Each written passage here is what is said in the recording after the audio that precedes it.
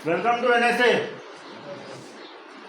Nilesh sir academy में आपका स्वागत है। आप लोगों के लिए फिर से हम लोग लेकर आए हैं नया टॉपिक। हमारा ओसीएम खत्म हो गया था, है ना।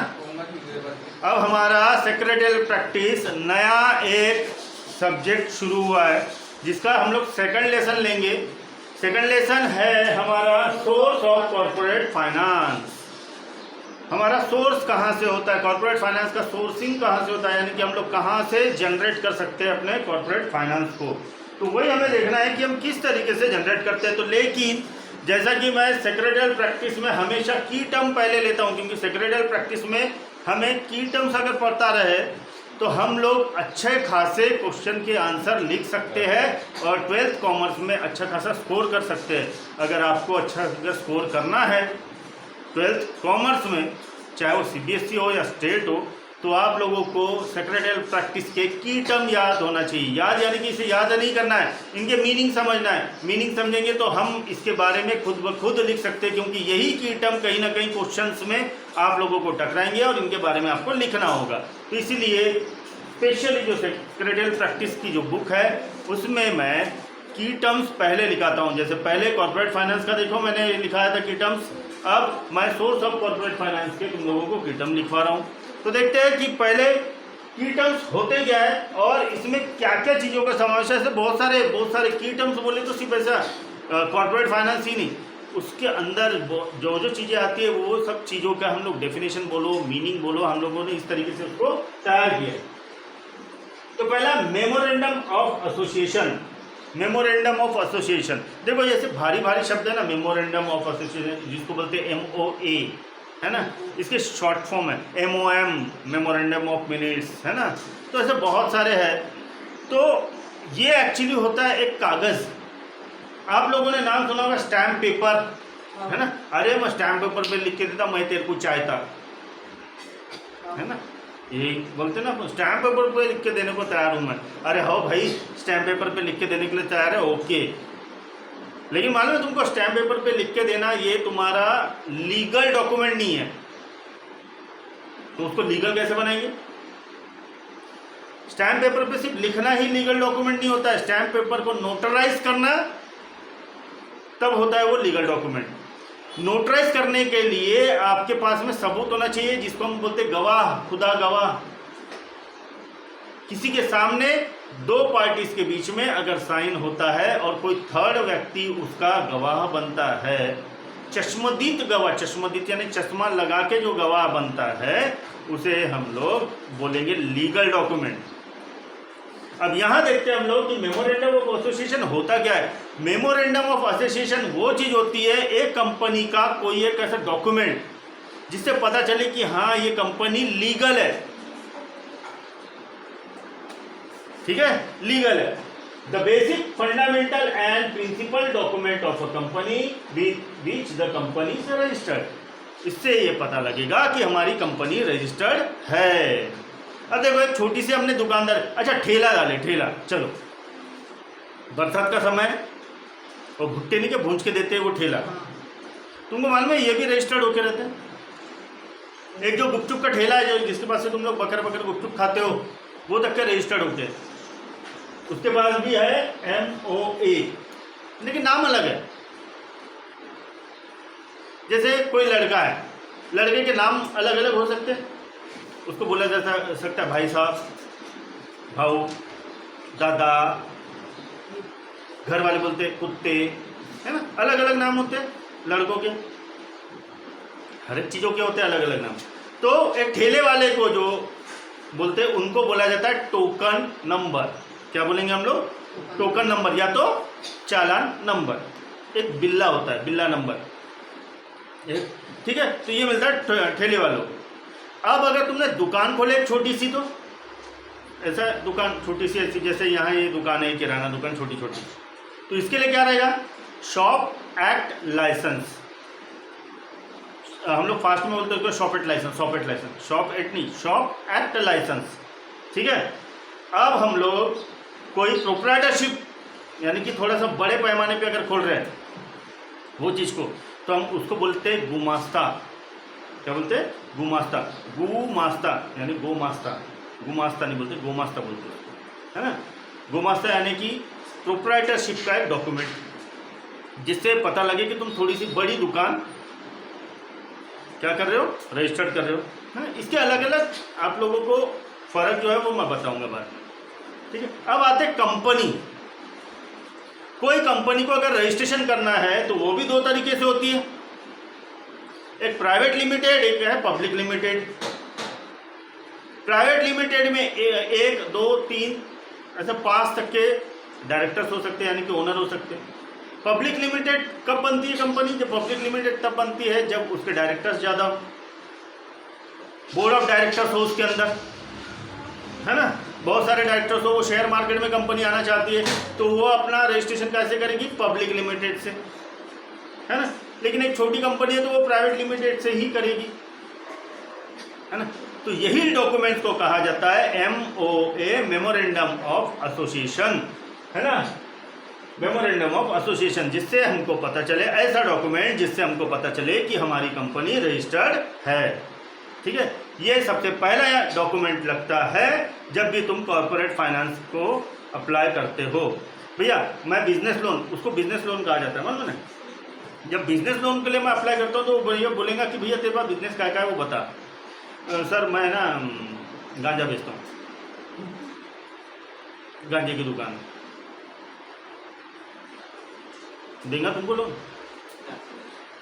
भैया वो पहले पुलिस में जाएंगे और बोलेंगे कि भैया ऐसा ऐसा है, पकड़ो इसको, है ना। लेकिन अगर मेरी एक किराना शॉप है और उसका मैंने ये बना के रखा हूँ, एक गुमास्ता या तो शॉप एक्ट लाइसेंस बना के रखा हूँ, वो अगर मैंने लेके गया बैंक के पास कि भैया मेरा ये बिज़नेस है, ठीक है, बिजनेस लोन में आपका पहला डॉक्यूमेंट वेरीफाई हो गया है तो आपको लोन मिलने की चांसेस बढ़ गए। तो सबसे पहला डॉक्यूमेंट क्या मांगेंगे वो लोग कि भैया तुम्हारे पास सबूत क्या है कि तुम्हारी ये नाम की कंपनी है या तो ये नाम का तुम्हारा शॉप है। तो एक रजिस्ट्रेशन डॉक्यूमेंट होना चाहिए। अगर मैं तुमको बोलूँ कि भैया तुम लोग 10वीं पास हुए, क्या सबूत है तुम्हारे पास, बताओ क्या दिखाओगे तुम लोग? मार्क लिस्ट, है ना। अभी ये भी आ जाएगा तुम्हारा डिप्लोमा आ जाएगा, है ना। 10वीं का डिप्लोमा जिसको बोलते हैं हम लोग, वो भी मार्कशीट ही होता है। डिप्लोमा और मार्कशीट में कोई ज़्यादा फर्क नहीं होता है, लेकिन कैसा मार्कशीट हम लोग जमा कर देते हैं स्कूलों में ज़्यादातर 12वीं के लिए, तो डिप्लोमा एज ए हमारा मार्कशीट रिजल्ट काम करता है। तो ये तुम्हारे पास सबूत है। तो उसी तरीके के सबूत होते हैं कोई भी कंपनी के, जो होते हैं एक पर्टिकुलर एक कागज़ जो दिखा सके कि तुम्हारी कंपनी रजिस्टर्ड है। चलो दूसरे पे आते हैं, article of association. Article of association, the document of the company consisting of its bylaws, the rules and regulation relating to the internal management of the company।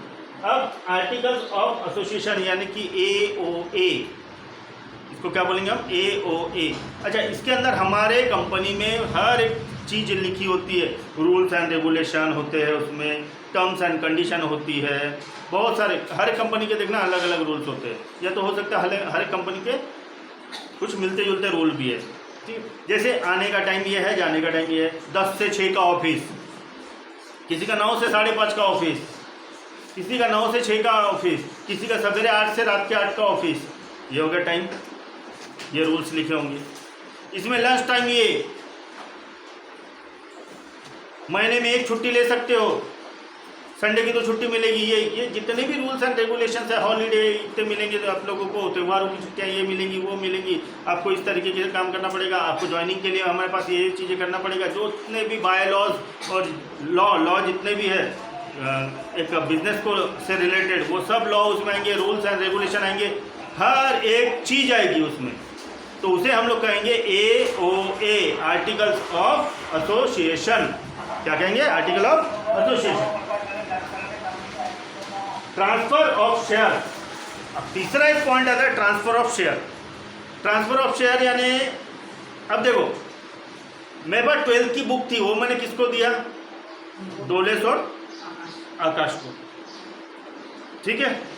तो मैंने क्या किया, अपनी बुक्स किसको ट्रांसफर किया? तुम दोनों को। तुम दोनों जब 12th पास हो जाओगे तो तुम किनको ट्रांसफर करोगे?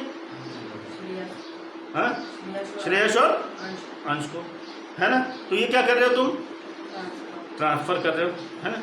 जैसे मेरे पास थी तो वो मेरी थी, तुम्हारे पास है तो तुम्हारी है, और इनके पास जाएगी तो उनकी रहेगी।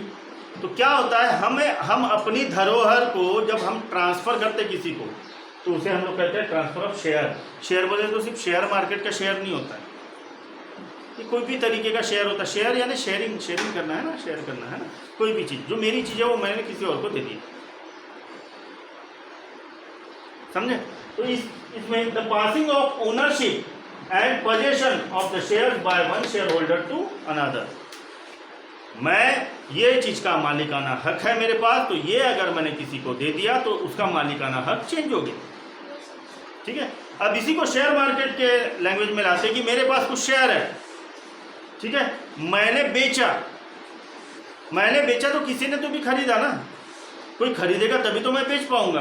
तो मेरा मालिकाना हक वो शेयर का कहाँ चला गया, दूसरों के पास चला गया, तो उसे ही कहा जाता है ट्रांसफर ऑफ शेयर, ठीक है, ट्रांसफर ऑफ शेयर। अब शेयर सिर्फ शेयर मार्केट से रिलेटेड नहीं होता है, तुम्हारे ओनरशिप वाली कोई भी वस्तु है जिसको आप ट्रांसफर कर रहे हो, it is called transfer of share.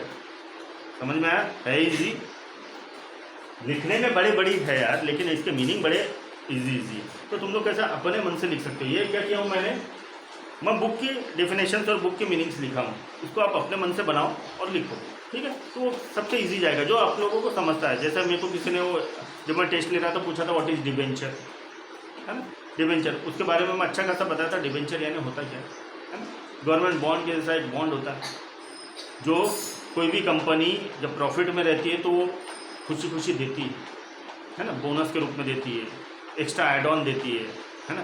जैसे कि हम लोग कभी कभी देखना चाय पत्ती खरीदने जाओ उसके साथ बाल्टी फ्री मिल जाती है, डिबेंचर है।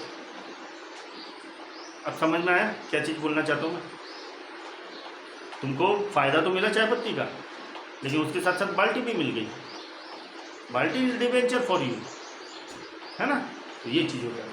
चलो उसके बाद में स्टॉक एक्सचेंज, ये तो मालूम है स्टॉक एक्सचेंज यानी क्या होता है, जहाँ भी शेयर का लेन देन होता है। हर एक बड़ी बड़ी कंपनियाँ अपने शेयर लॉन्च करती है IPO के नाम से, है ना, और उसके बाद में शेयर मार्केट में चलती है, कोई खरीदता है, कोई बेचता है, कोई होल्ड करके रखता है।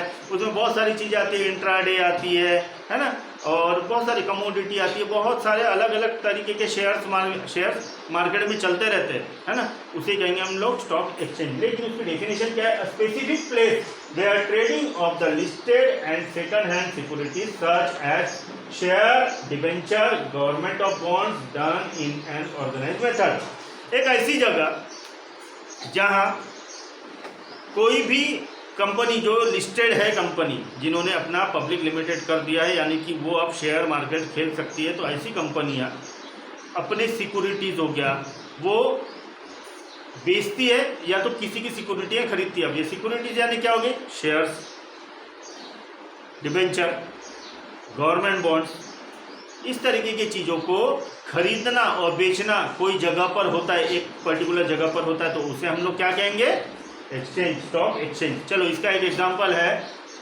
हम लोग अपने घर के आसपास से सब्जियां खरीदते हैं। ये सब्जियां आती कहाँ से, मार्केट। अपने नागपुर में सबसे बड़ा मार्केट कहाँ है सब्जियों का, कॉटन मार्केट, और दूसरा कलमना मार्केट, है ना।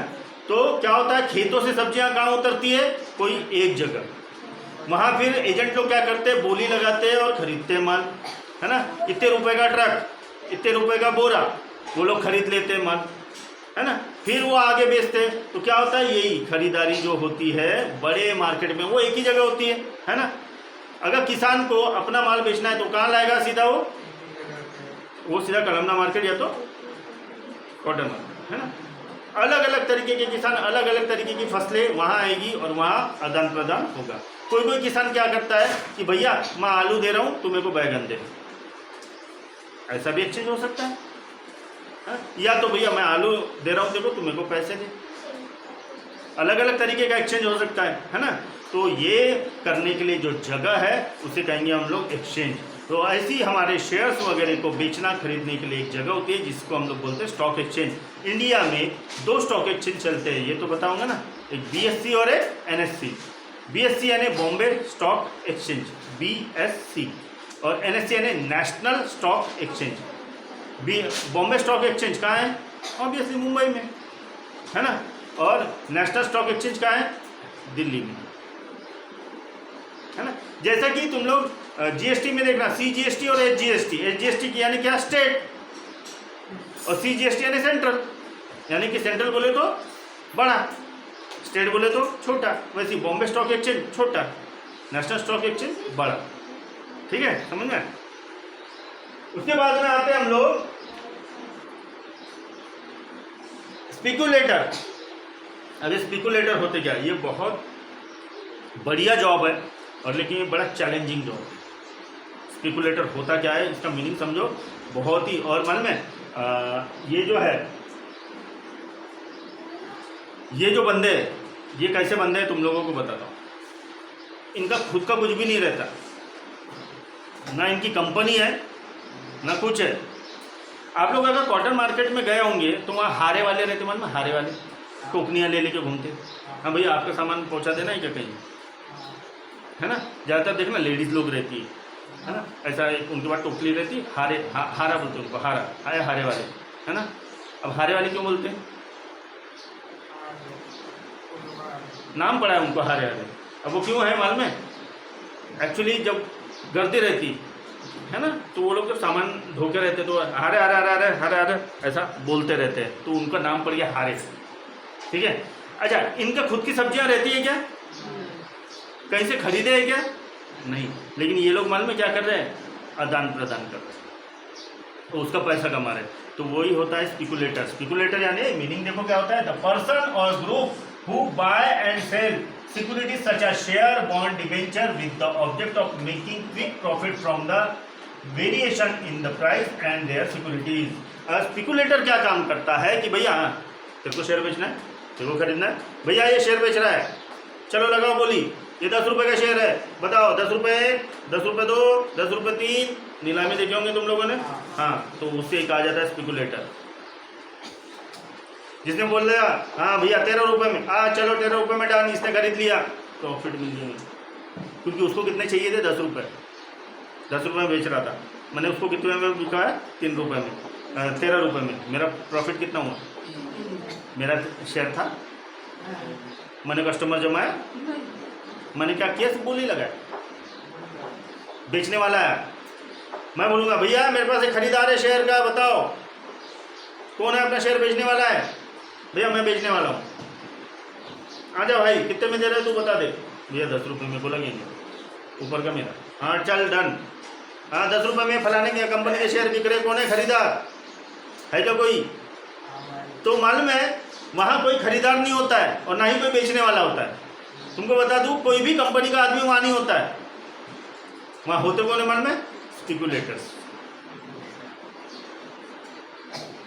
जैसे आरटीओ में हम लोग जब अपना लाइसेंस बनाने जाते हैं, ठीक है, देखना आरटीओ नहीं भी जाओ तब भी आपका लर्निंग लाइसेंस वगैरह बन के रेडी हो जाता है। क्या करते हैं एजेंट लोग, तुम्हारे घर में आते हैं, हाँ क्या चाहिए भैया आपको, लाइसेंस चाहिए, हाँ ये फॉर्म भर दो, मैं जाकर जमा कर देता हूँ, अपना काम वो कर देते। अपन गए क्या वहाँ, नहीं, सिर्फ वो एग्ज़ाम वगैरह देने जो है, अगर है जो फॉर्मेलिटी निभाने के लिए वो जाते हैं हम लोग, है ना। लेकिन जो हमारे लिखा पढ़ी और बाकी सारी चीज़ें जो करते हैं एजेंट, वो एजेंट बोले तो क्या मेरे घर का सदस्य है क्या, नहीं। तो स्पेक्युलेटर भी यही होते हैं, भैया कंपनियां क्या करती है, भैया मेरे को ये शेयर बेचना है, तू शेयर स्टॉक एक्सचेंज चला जाना और ये बोली लगा देना। फिर दूसरी कंपनी, भैया मेरे को ना ये नाम से है ना शेयर खरीदना है और इतना मेरा बजट है, अगर कोई बेच रहा होगा तो बताना और मैं वहाँ खरीदूँगा, तो तू मेरे बिहाफ में खरीद लेना। तो स्पेक्युलेटर आता है एक जन, भैया ये शेयर मैं बेच रहा हूँ इतने में, दूसरा वाला भैया मैं ये वाले शेयर खरीद रहा हूँ, दोनों स्पेक्युलेटर काम करते हैं। तो उसे ही कहा जाता है स्पेक्युलेटर, सबसे बेटर जॉब। उनको बोला जाता है स्टॉक एक्सचेंज के मजदूर, लेकिन सबसे ज़्यादा प्रॉफिटेबल वही रहते हैं, क्योंकि उनका कुछ भी नहीं लग रहा है, 1 रुपया नहीं लग रहा है उनका, उनकी सिर्फ बोली लग रही है। नीलामी देखे होंगे ना, नीलामी में जो नीलाम करता है ना उसका 1 रुपया नहीं लगता है, वो नीलाम करता है, बेचने वाला बेचता है, खरीदने वाला खरीदता है, ऊपर का प्रॉफिट वो कमा लेता है, ठीक, आसानी से, तुरंत बिका, तुरंत उसके पैसा उसके पास खत्म। इसको बोला जाता है स्पेक्युलेटर जॉब, ठीक है। उसको स्टॉक एक्सचेंज में एक अच्छा सा एक वर्ड भी है, मेरे को याद नहीं आ रहा, वो मैं बताऊंगा तुम लोगों को क्या वर्ड है, उसको हिंदी में बहुत अच्छा एक वर्ड बोलते हैं, मैं बताऊंगा, याद आएगा। बोनस शेयर, बोनस शेयर क्या होता है इसके बारे में हमने पहले भी देखो डिस्कस किया, बोनस शेयर यानी क्या होता है। पहले पढ़ लेंगे। The share which are issued by the company free of charge to its existing equity shareholder out of it reserve और एक्यूमुलेटेड प्रॉफिट।